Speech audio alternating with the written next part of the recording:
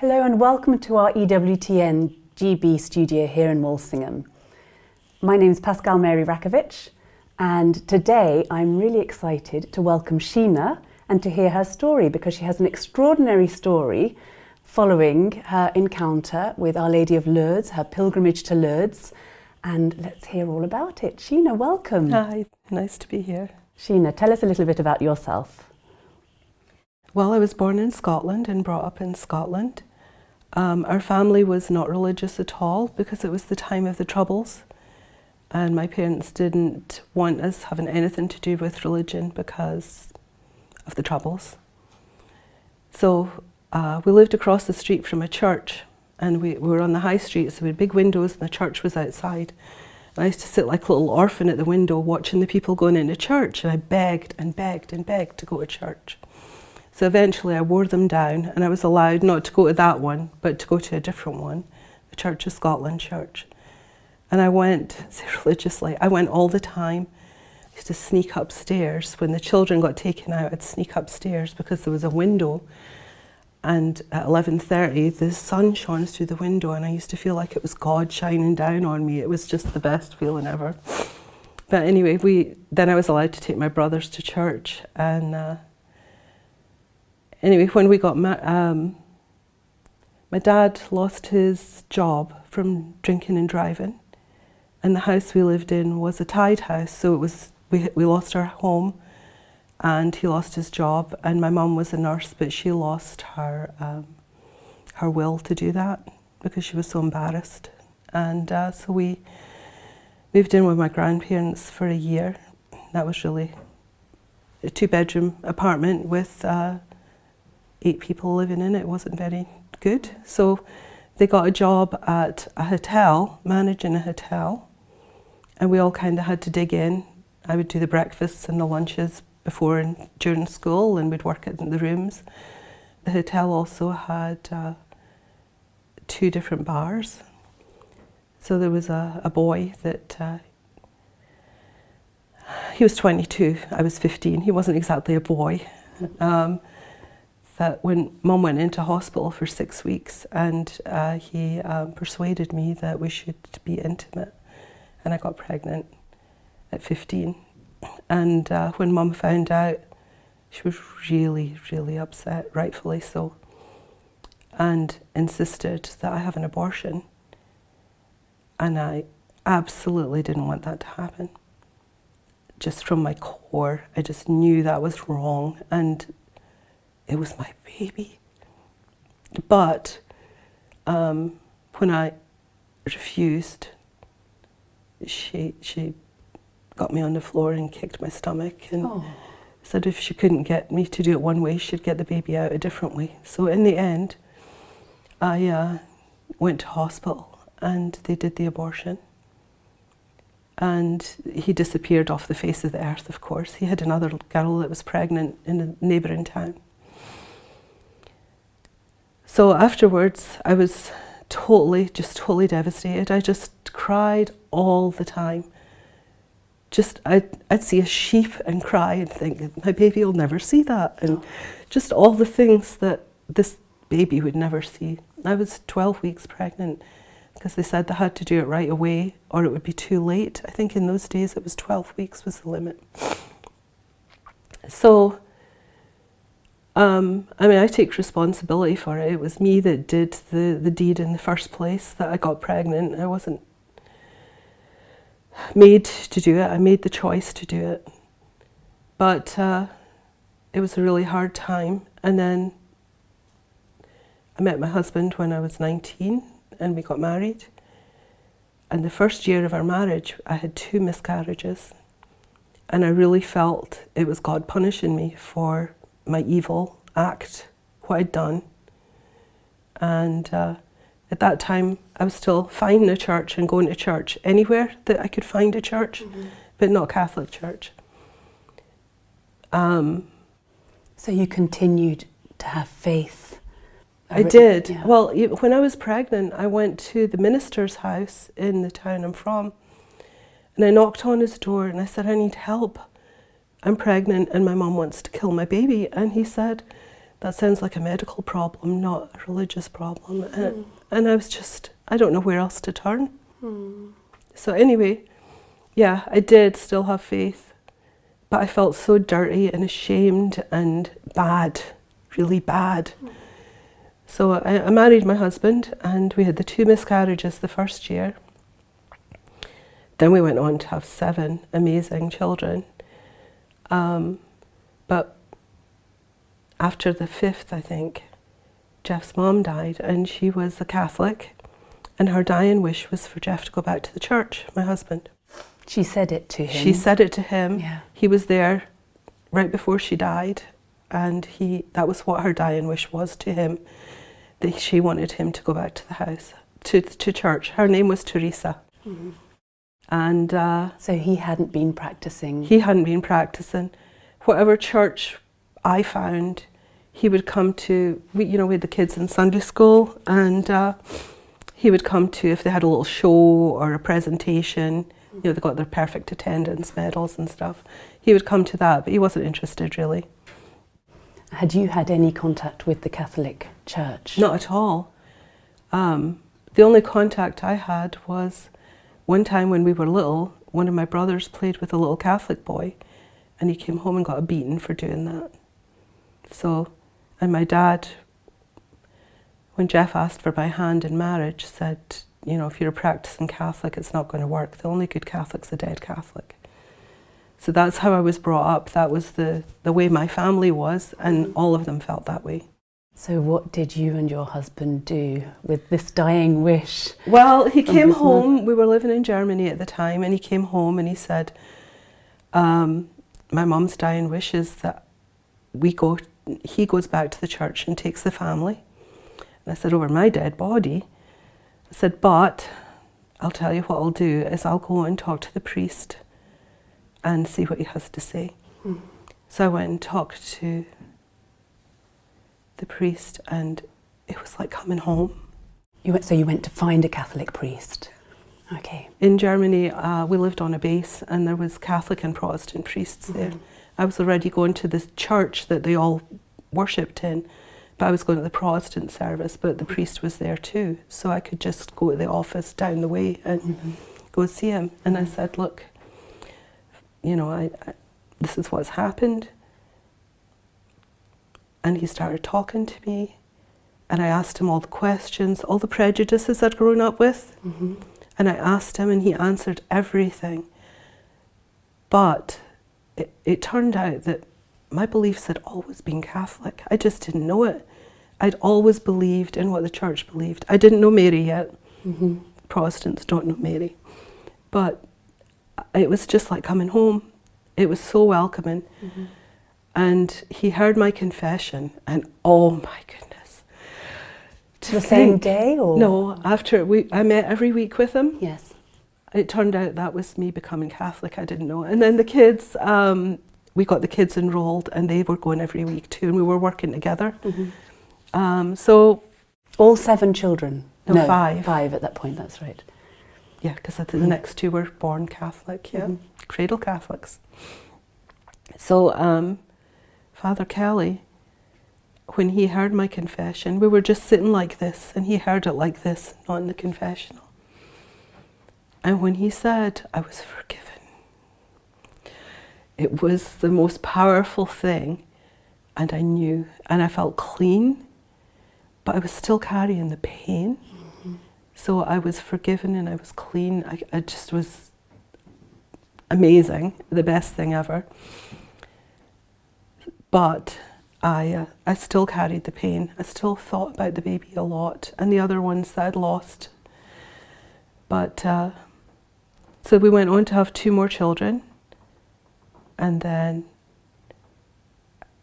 I assumed that was all behind me. And then the last baby, I got pregnant again, and I called to get my results, and the lady on the phone said, okay, so your results are positive. Would you like to keep this baby or terminate this pregnancy? Or terminate this pregnancy? I was devastated. I just bawled on the phone. I couldn't believe that. How could they do that? But I said that to her and she said, well, you have to understand, this isn't a happy event for everybody and we have to offer that option. That's just awful. So at 12 weeks, I lost that baby. I had the crib set up and everything. I so wanted that baby. But I felt like this was me being punished again, because I was Catholic now and I was going to Mass and we'd brought the kids into the church. I was trying to do everything I could. I was in a prayer group, in a Bible study group, you know, very active, trying to do everything. And then when that happened, it devastated me, just crushed me, and it brought back all the pain of the others as well. But when I was walking the kids to school, I didn't know, I still, even after being Catholic for a few years, didn't really know Mary yet. So, and I didn't know how to properly pray the rosary. But when I was pushing the stroller with my little one in it, the whole time I would be saying, Hail Mary, you know, the whole thing. And Glory be, and Our Father. So I would say 10 Hail Marys, a Glory be and an Our Father, and then just repeat it and repeat it. I think you'd say pray without ceasing. But it was the only way I could feel okay, was just to constantly say that. Walking to school, doing the dishes, whatever I was doing, I was just constantly saying Hail Mary. So at that time we lived in the United States. And just after that, my husband got a posting to England.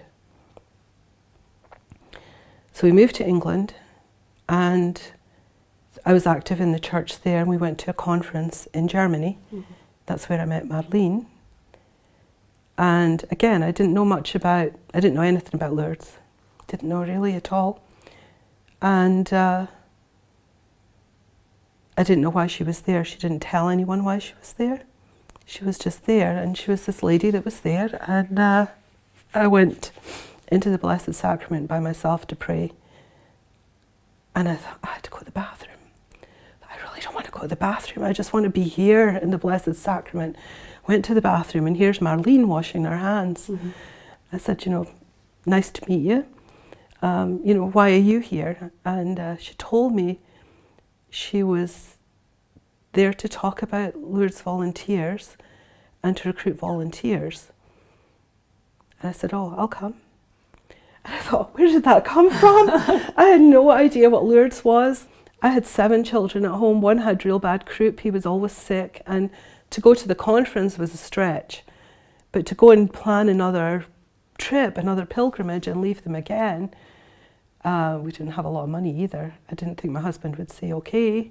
So I went home and I listened to Marlene's talk, and I was just so excited and filled with, this is something I have to do.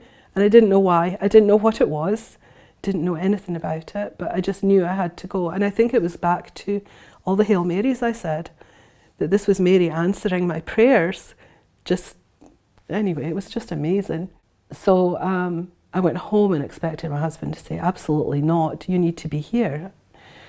And he didn't. He said, okay, if that's what you need to do. So I went on pilgrimage with Marlene, but I didn't go for myself. I didn't even consider that. I was going to help other people. She said they needed English speakers at the piscines because there was people that didn't speak English. At the piscine, the baths. The baths. Right. So they needed people that spoke English, and that's why I went. So I went to Lourdes with Marlene and a big group of ladies. And I worked in the baths, and every day we were bathing people, you know, hands in the water, soaked in the water. It just dries. It's not cold. It soaks in. And I thought, this is just amazing. You know, you could feel the power of it, really. But then I think on the Thursday I had a bath. At the end of the shift we had the option. And honestly, I got out of the bath and it's like a dream. It's like I was in a different place altogether. It was like everything was washed away. So when I did my confession, I knew I was forgiven. But when I had the bath, I was healed. It was like there was a hole that was filled with the water of Lourdes, and I didn't feel the pain anymore. It was just amazing. And then, I don't remember, Marlene said we went for tea and I told her all about it, but to me I wasn't even on earth anymore. I was in heaven. I was just floating, and it was just amazing. Just the best feeling ever. When she asked me to do these things, to be in the book and do interviews, I really had a hard time figuring out why, because I didn't feel the pain anymore. I had to really think back to what I'd gone through, because I was healed forever. And, you know, I know people now that have gone through very similar experiences, and I just beg them to go to Lourdes, because there is a healing for people like us, people that have done bad things and are so sorry. And we can be healed and we can be whole, and then we can pass that on to other people and help them. But yeah, that's basically my story. What an extraordinary story. It was a real miracle. It's not a church miracle, but it was a personal miracle. Yes. To be healed of that pain that I'd carried for so long. Yes. For so long. So it was, after that I went back a few more times with Marlene to volunteer, and every time I went back there was a different grace. You would go into the baths again? I didn't ever go back into the baths. You never went back in? I didn't. I just bathed people. Yes. I didn't ever go back in, but I was always soaked with the water from bathing other people. Yes. And I would go with an intention in mind, and always. We had a daughter that ran away when she was 16. A daughter? A daughter. She ran away when she was 16. She ran up to Gretna Green and got married. And we didn't have much contact with her at all for about 2 years. And I did 1 year service for my daughter, and she came back. And the next year, she came in service as a thank you to Our Lady for bringing her home. And her brother came too. I mean, we all went in thanks, in gratitude. Okay. So, I mean, there are just so many graces, not always what you expect. I didn't expect to get healed from that pain. And you had no idea that this was a place of healing, or were you thinking more of healings like a leg or a cancer? Oh yeah, of course, yeah. Like the miracles, the big miracles. I really didn't know much about it at all. I just felt like I had to go. And when I went, I was just amazed at the beauty. And one of the times we went was the military pilgrimage. And if the world could be like Lourdes, we wouldn't have wars, because there was people from every military all over the world, it seemed, and they're exchanging patches. They were enemies, but they were exchanging patches. And they were Catholic, so the Universal Church, they were all there as Catholics, not as whatever their country was. Mm-hmm. And that was such a beautiful testimony too. Mm. But Lourdes, have you been? Yes. Oh yes. yeah, well you know then. Yes. Yeah, so it's just, it's pretty amazing. Mm-hmm. And how has this experience, the healing that you felt, impacted you in your family, in your marriage, raising your children? Well now, there's a family member that I'm helping through a similar situation. Mm-hmm. And next year I will take her to Lourdes, no matter what, we will go. And as far as the family goes, they didn't all stay in the church. But one of my daughters married the son of a Baptist minister, and he actually converted to being a Catholic. He's kind of a traditional Catholic too. And all 5 of their children are very much Catholic too. So that's really nice. I'm going to my granddaughter's first Holy Communion in May. She's 8. And she's going to wear the veil that belonged to Jeff's mother that she used to wear to Mass. So, yeah, it's Still working on some of the others. And how often? So now you've got this badge that says. Oh yeah, it says I was a volunteer. Okay. And I've hosted Marlene. We lived in Japan, and she came to Japan and lived with us. And I hosted her there to talk to the ladies in Germany and England and stuff. So Marlene, we have her book here. Yeah. Marlene Watkins has written this book, Everyday Miracles of Lourdes.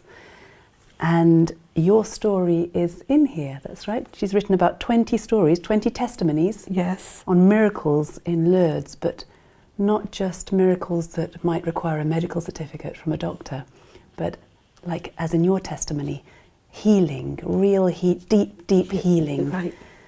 And so I'm looking forward to reading Chapter 5, your story. Chapter 9, I think. Chapter 9. Yeah. Chapter 9. But yeah. So. Thank you, Sheena. No Thank problem. you for sharing. And really, I think the message is an invitation to go to Lourdes with the great hope that Our Lady is waiting there. Yeah, and you just never know what healing you'll get. Not maybe what you expect. Yes. I had no idea I was going to help other people. I did not expect a miracle for myself. But it changed my life. Thank you, Sheena. Thank you for sharing with us. Thank you.